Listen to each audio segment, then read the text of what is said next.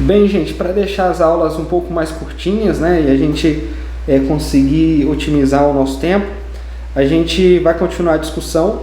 Primeiro, vamos pensar então na representação gráfica no diagrama PV desse processo a pressão constante. Bom, eu tenho então o gás inicialmente no volume inicial V0, ele está no estado A, que está associado a uma pressão P. E aí, se eu fizer um processo a pressão constante, uma expansão a pressão constante, eu estou saindo de A e estou indo para B, ou seja, ele vai parar num volume final sem mudar a pressão. Nota que a pressão não muda ao longo de todo esse processo, tá bom? Nota o seguinte, gente, para calcular o trabalho desse processo, eu estou multiplicando P vezes ΔV. Quem que é o P olhando para essa imagem aqui? O P, na verdade, é um lado desse retângulo aqui, ó. Isso aqui não forma um retângulo embaixo do gráfico? Isso aqui forma um retângulo, perfeito? Então, P vai ser justamente um lado desse retângulo. E o ΔV vai ser justamente o outro lado desse retângulo. E quando eu multiplico um lado do retângulo por outro lado, na verdade eu estou calculando a área. Só que essa área coincide com o trabalho, perfeito? E esse é um resultado muito importante. O trabalho é numericamente igual à área embaixo do gráfico, pressão vezes o volume, tá certo? E esse resultado, gente, é mais geral do que vocês imaginam. É mais geral do que esse processo a pressão constante. Ele vale, na verdade, para qualquer processo, mesmo quando a pressão está mudando.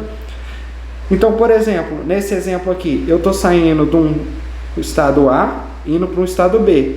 No estado A eu tenho um volume de 1 metro cúbico e a pressão de 2 Pascal.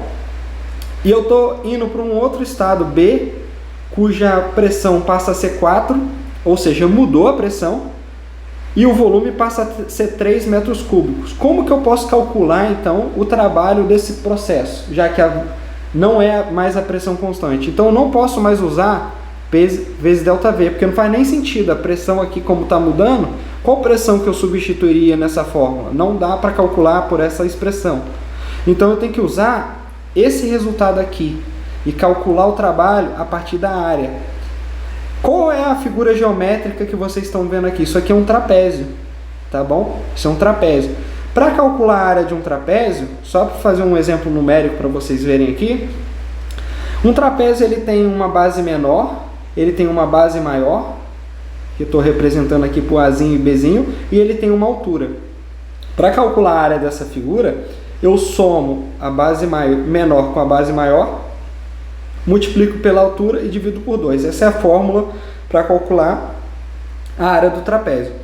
E aí, gente, como que eu posso calcular, então, o trabalho realizado aqui? Como que eu posso calcular? Simplesmente calculando a área desse trapézio. Quanto que vale a base menor? É justamente o 2, ó. É justamente esse lado aqui. A base menor vale 2. A base maior vale 4. Então, no lugar do Azinho, eu coloco 2. No lugar do Bzinho, eu coloco 4, que é a base maior, multiplico pela altura, que é justamente 2. Nota, gente, esse ΔV aqui não é 3. O ΔV é 2, na verdade, que eu estou saindo de 1 e estou indo para 3, então eu estou variando em 2 unidades o volume, 2 metros cúbicos, né?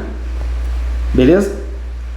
Vezes a altura, que é o 2, dividido por 2 da fórmula. Esse 2 corta com esse 2 e na prática você vai ter 6 joules de trabalho realizado.